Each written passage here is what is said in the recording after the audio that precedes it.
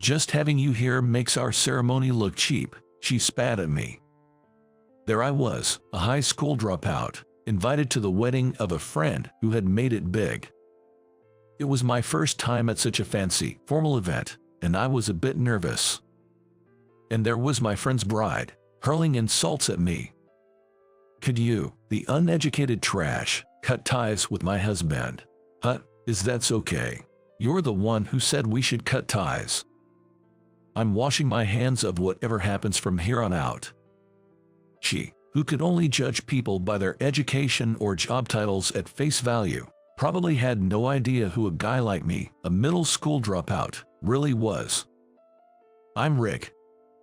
Just a humble pianist, nothing much to write home about. I love interacting with all sorts of people and zip around the world. Along the way, I play my heart out on the piano, dropping by jazz bars and restaurants. Sometimes I'd even play on street pianos. That's how I made a little coin, just getting by day to day. I'm not too keen on saying this about myself, but I grew up in a relatively affluent household. The piano that's now my bread and butter, I was forced into lessons starting at the tender age of 3. In competitions mixed with adults, I was frequently awarded prizes, being called a prodigy. Looking back now, it's pretty embarrassing. But that life crumbled when I was in elementary school. Dad's business tanked, and we had to move to a tiny apartment out in the sticks. Because it was a communal housing situation, playing the piano at home was out of the question, both in terms of the noise and the rules. However, I just couldn't give it up, so I'd hit the school's music room every day after class to practice. One day, as I finished a piece, I unexpectedly heard applause. Looking towards the sound, there was a boy standing there. Moved, it seemed, almost to tears. Wow, that was the Minute Waltz by Chopin, right? Yeah, that's right. Amazing, amazing. What else can you play? Well, something like this. As I played Schumann's Traumerei, his eyes lit up even more. That's really awesome. How long have you been playing piano? Since I was 3. I started because I had to, but then I grew to love it. Do you play at home too? Nope. I live in an apartment, so I can't really play there. That's why I'm here every day. At that, he just went, I see. He seemed really impressed with my passion for the piano. I'm Tom. Can I come listen again tomorrow? I'm Rick. Sure thing. I play almost every day, so drop by if you're free. I shook hands with Tom firmly. From that day on, my solo performances had an audience. As time went by, Tom and I got closer. Turns out his dad is some big shot at the Treasury, and he's from a well-off family. Do you play an instrument, Tom? Well, I mess around with the violin a bit. That's pretty cool. The violin seems tough. Yeah, it's hard. That's why I'm not really good at it. My mom keeps scolding me, asking why I can't play it. Tom looked down sadly. But his expression changed instantly, brightening up dramatically. His face became so bright that it was hard to believe it was the same person. I was really moved by your piano playing, Rick. He leaned in close to me suddenly, being intense as he spoke. I'm really touched that my piano moved him, but I never expected this much. Hey, Tom. Yeah. How about next time we play together? My piano and your violin. When I asked for a session, his face fell a bit. Not until my violin is good enough for your piano. Okay. All right then. Let's practice together for the next 3 years in middle school. Okay. Tom seemed to hesitate with his words. At that time, I didn't think much of it, but just a few days later, I learned what he meant directly from him. What? You're taking exams for a school far away? Yeah, so it looks like we won't be able to practice together. Sorry. That's okay. I mean, you've got dreams too, right? Dreams. Actually, my dream just recently. Never mind. Tom started to say something but then stopped himself. Respecting his feelings, I didn't ask any further. Instead, I extended my pinky finger. Pinky swear. No matter how late it is, we've got to play together. You bet. Tom extended his pinky too. We linked them, sealing our promise for a future session. I'll send you letters, Tom. I didn't know about Tom, but as for me, I didn't have a cell phone and couldn't afford to waste money on home phone calls. So, I decided to send letters, a relatively cheap way to keep in touch. Yeah, I'll be waiting. Our paths diverged, and I ended up going to the local public middle school in my hometown. I didn't join any clubs. Instead, I spent all my after-school hours playing the piano in the music room. I was determined not to fall behind Tom, who I was sure would level up in his absence. My passion for improving my performance was burning strong, but that was inside. In contrast to my inner fire and the hot summer temperatures of our 8th grade year, an incident that happened was chilling. Dad. My mom and I watched as my father received an examination in the hospital bed. He had collapsed at work, and after getting the call, I left school early to rush over. He barely responded to our calls, extremely weak. It was hard to tell if he had any strength left. He'll need to stay in the hospital for a while to be observed. That's what the doctor said, and our anxiety only grew. To distract myself from the worry, I threw myself even more into piano. Desperately, I kept hammering away at the keys, mastering Mussorgsky's Night on Bald Mountain, which I'd been practicing. The unsettling feel of the music matched the unease in my heart, and I was oddly drawn to it. I was particularly engrossed that day, completely forgetting that I was in the school's music room. I didn't even realize that a few classmates had come in and were listening to my solo performance. Wow, you're really good at the piano, Tom. The girls from my class were there, clapping their hands, the sound filling the music room. The sound of clapping hands echoed through the music room. I had intended to be alone, so I had exaggeratedly moved to the rhythm and made odd movements. Feeling embarrassed about it, I ended up giving a curt thank you in response. To me, it seemed like I was just trying to act cool, and my shame only grew. I worried if it showed on my face. Do you always play here? Yeah, almost every day. I'm the quiet type, not really fitting in with the class crowd. These moments of playing after school were the only times I felt some relief. Well, that's awesome. Can I come listen again tomorrow? Hearing those words, I was reminded of the first time I met Tom. I realized our meeting had also been because of the piano. The black and white keys had brought someone like me into someone else's orbit. Of course, you can. I was so happy, I almost cried as I replied. But then, what's this? The poor kid's getting carried away. My archenemy had appeared. Amelia from my class, along with her 3 lackeys, taunted me daily for being poor. Every day, those 3 hangers-on would join in and create a ruckus, squawking and screaming like it was their job. Why on earth is someone like you at this school? Having a has-been poor person around just brings down the whole vibe. Amelia jeered with a barbaric laugh.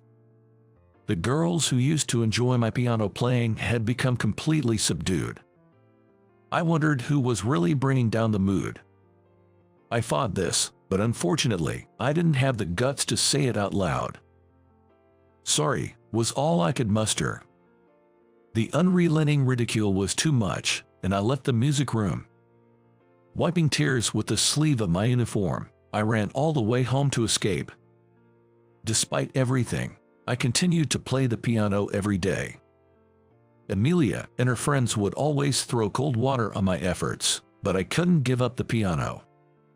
With single-minded determination, no matter how much they interfered or what insults they hurled, I kept on hammering at the keys. Yet, my piano playing had changed more than I was aware. I was out of breath from playing so intensely.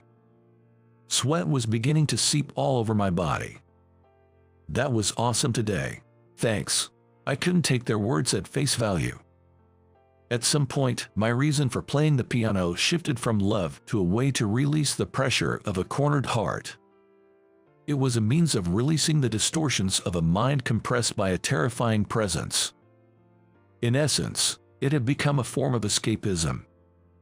I knew this wasn't good, but I didn't know any other way to clear the horrible feeling inside me.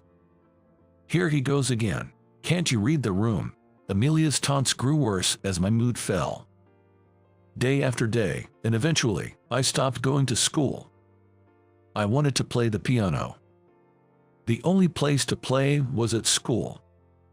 But going there meant facing a barrage of insults. Caught in this nightmarish triangle, I was hit by an even greater despair. Honey, my father had become cold, covered with a cloth. My mother was clinging to his right arm, crying. Dad. Strangely, I didn't shed any tears. Instead, I felt an intense regret. The last time my dad had heard me play was when I was very young. I had never had the chance to show him how much better I'd gotten because I never participated in competitions. I just kept playing at school.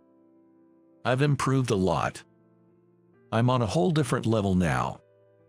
Despite all these thoughts, I never had the chance to show him. And that was incredibly frustrating. After my dad passed away, my mother and I moved in with her parents. Right after graduating from middle school, we headed to Germany. My grandfather, my mother's father, was half German and lived over there. My mother, a quarter German, was named Ellie. "Hey there, welcome back, Rick." "I'm back, Grandpa."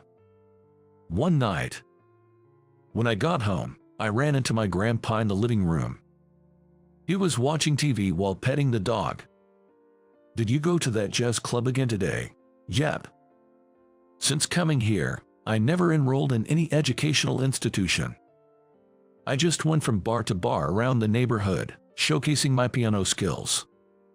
I used the tips I got right there and somehow managed not to rely on my grandparents." Time flew by, and self-proclaimed pianist Rick became a 30-something. Now I'm back from Germany, settled down in the US. I kind of miss my hometown, so I rented a room in the same apartment I used to live in and started living alone. Even though I say I've settled, I jet set around the world whenever I have a spare moment. I meet all sorts of people, share perspectives, and get updated. With every encounter, I feel like I'm evolving, which is incredibly fascinating. Even with my performances, which I'm pretty confident about, traveling the world makes me realize I still have a long way to go. When I played on a street piano in Italy, a lanky old man showed up out of nowhere and casually began to play Schubert's Rollkönig, and my jaw just dropped.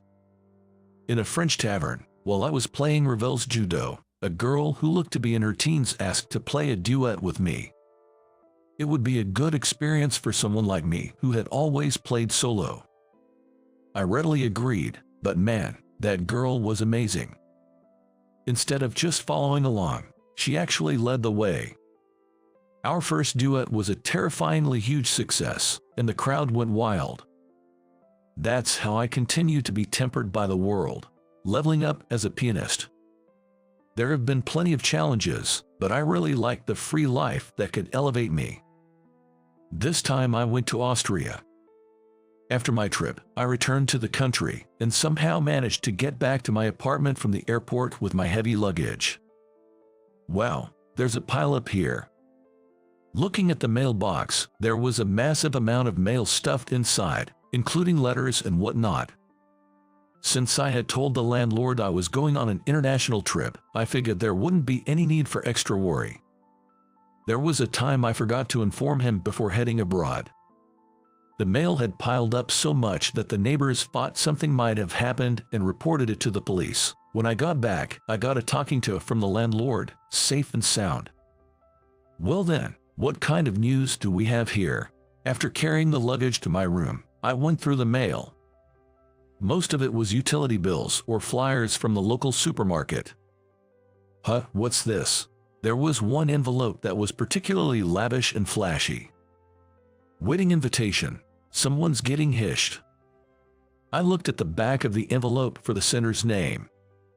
Tom, Amelia, I see. Tom is the one tying the knot. I got a bit excited seeing the name of an old friend I hadn't seen in a while. We had talked about sending letters, but since the summer of our 9th grade, we had stopped sending them entirely. It's been over 10 years, but it seems he hasn't forgotten about me. I pulled out the invitation from the envelope. It was folded in half, and inside there was a section to indicate whether I would attend or not. Of course, I'll be attending. I brought over a pen, circled will attend. Above it, I added delighted to. I wrote my address, name, and a congratulatory message. 11 p.m. I'll have to send it back and call tomorrow. Closing the folded invitation, there was a handwritten message from Tom and his bride. Tom has had strong penmanship since we were kids in elementary school, and it looks like that hasn't changed. Right below, in the distinctive upward slanting script, there was a similar message. I read both, chuckled to myself, and decided to call it a night.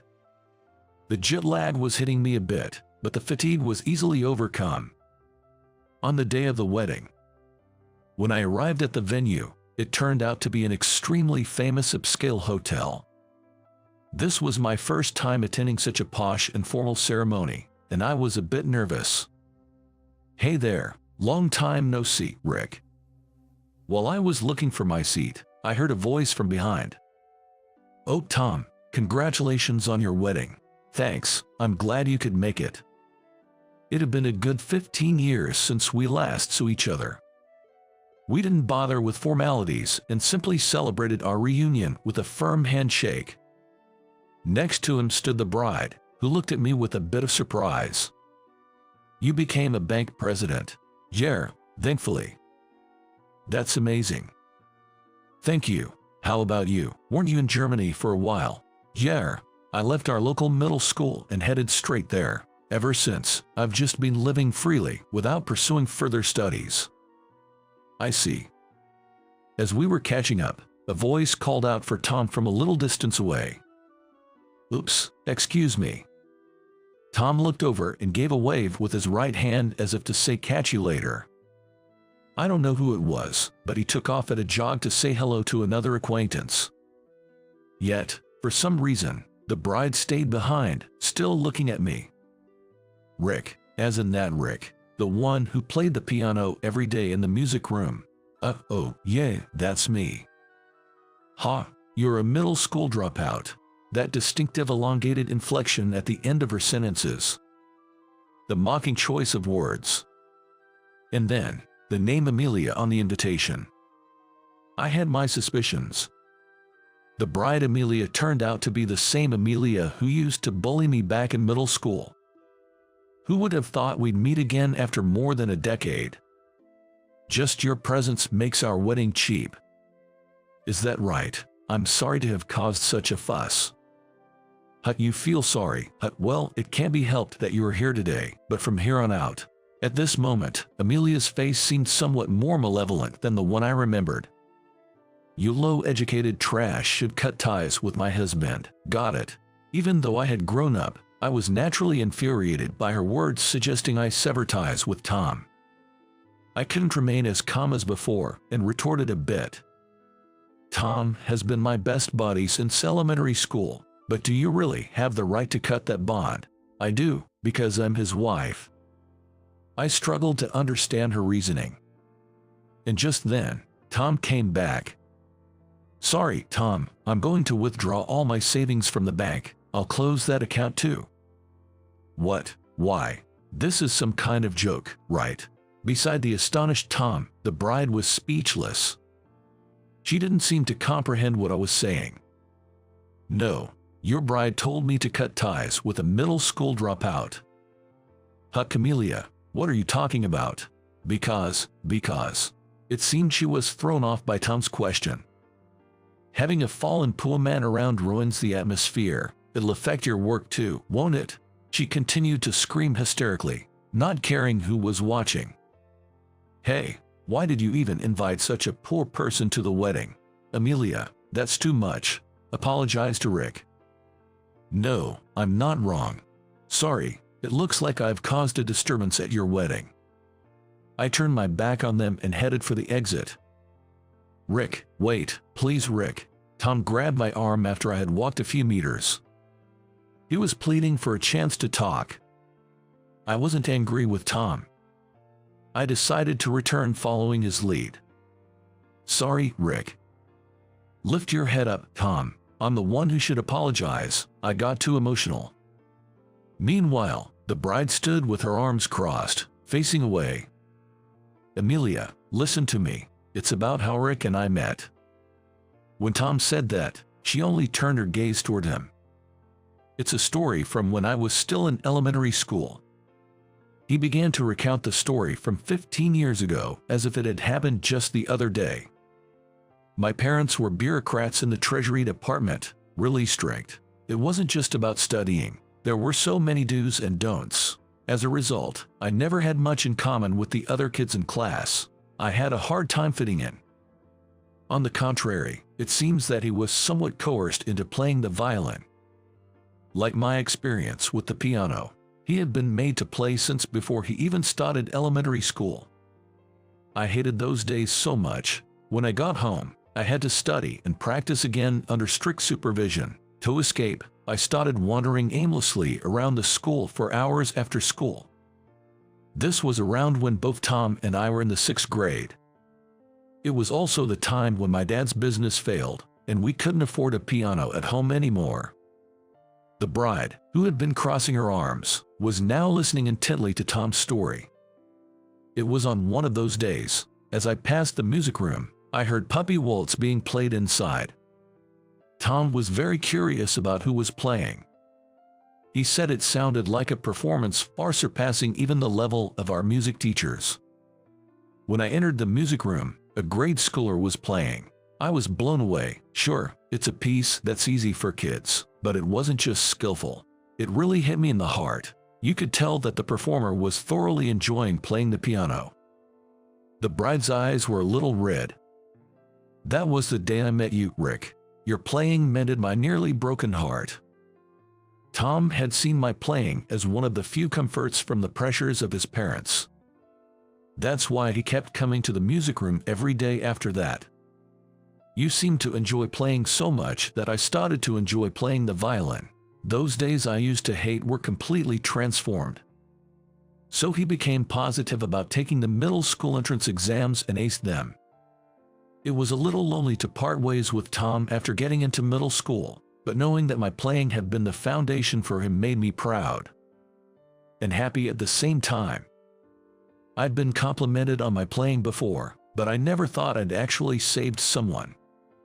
After hearing Tom's story, the bride, Amelia, was in tears. It turns out that the high school dropout and so-called poor guy she'd looked down upon was the one who had laid the foundation for her current husband. Whether she was feeling regret or gratitude, I couldn't tell.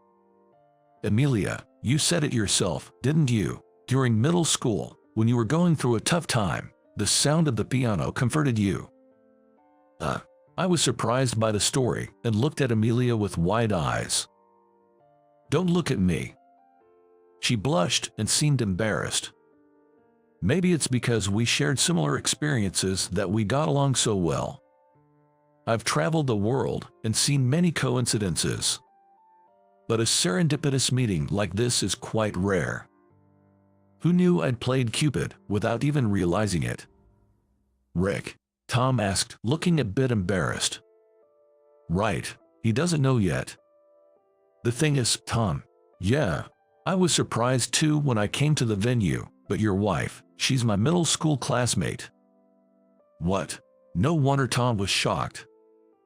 Faced with this astounding fact, all three of us could only laugh.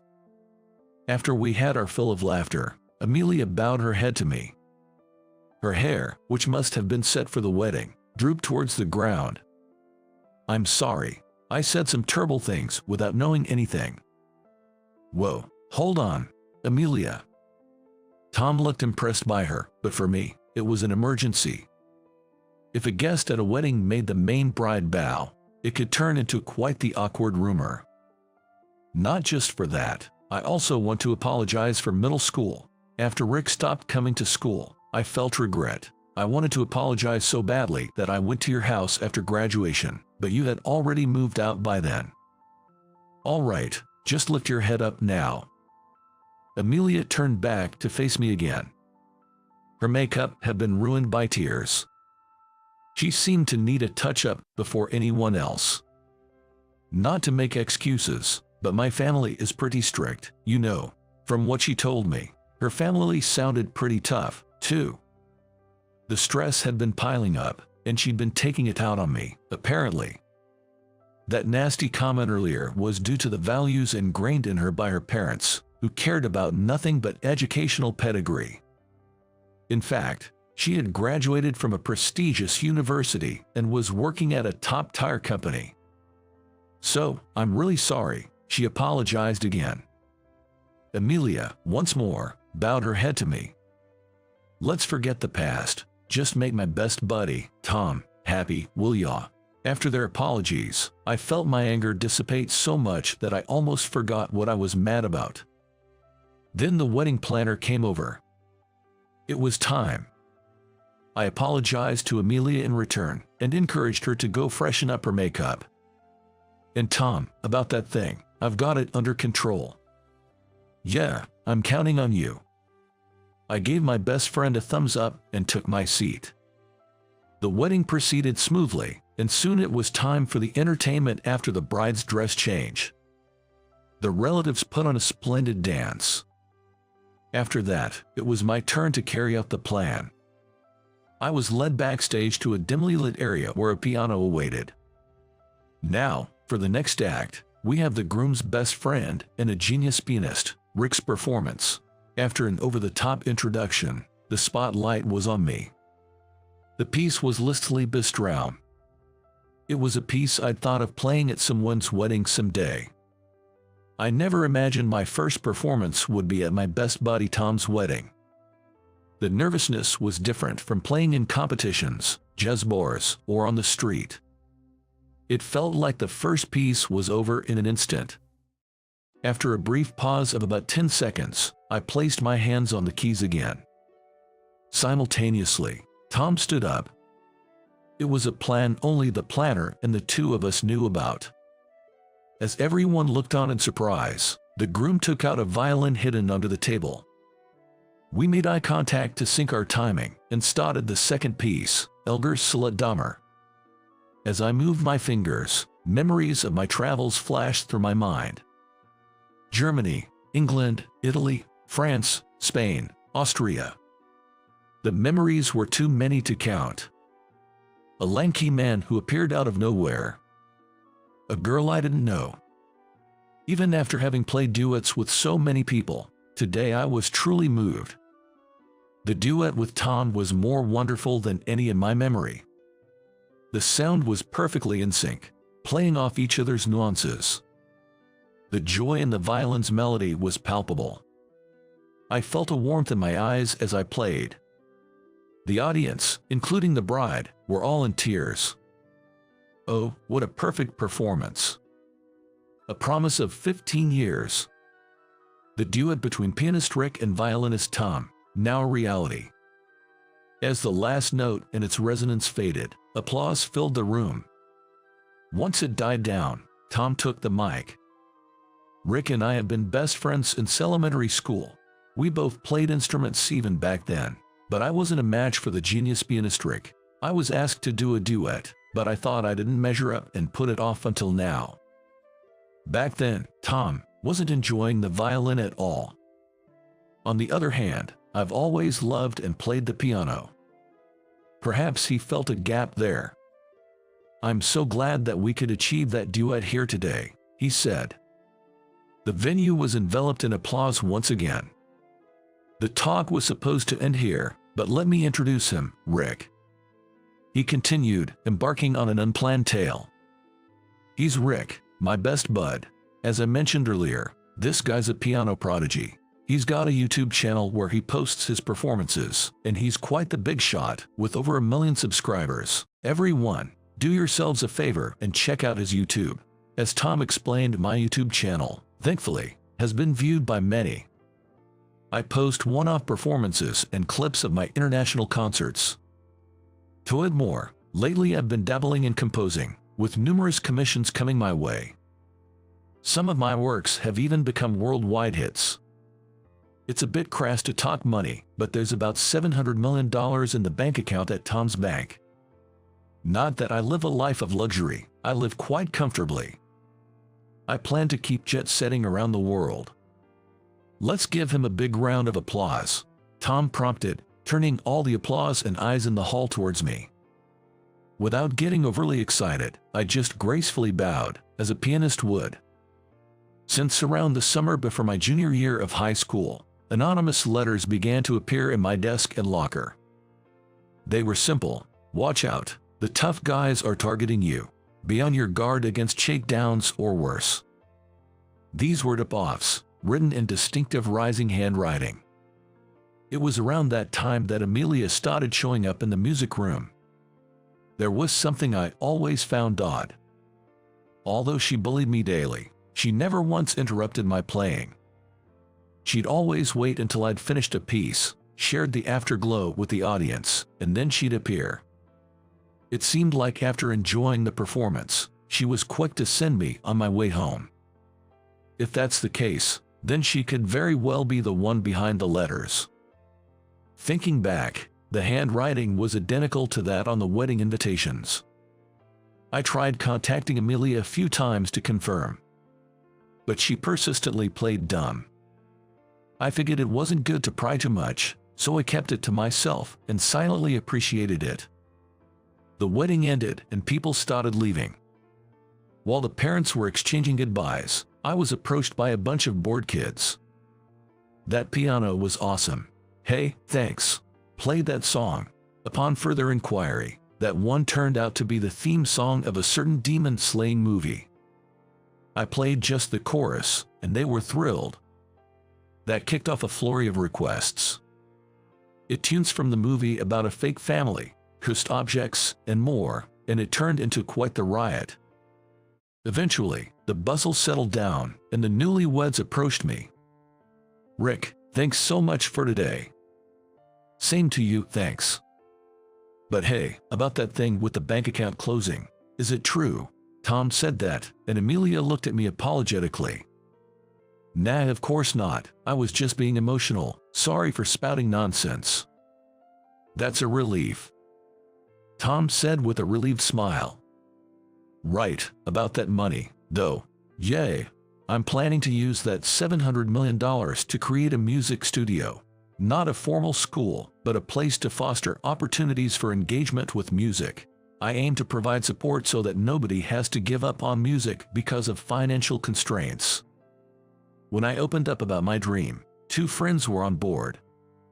It seems they related to my take on music and were keen to help with setting up and running the place.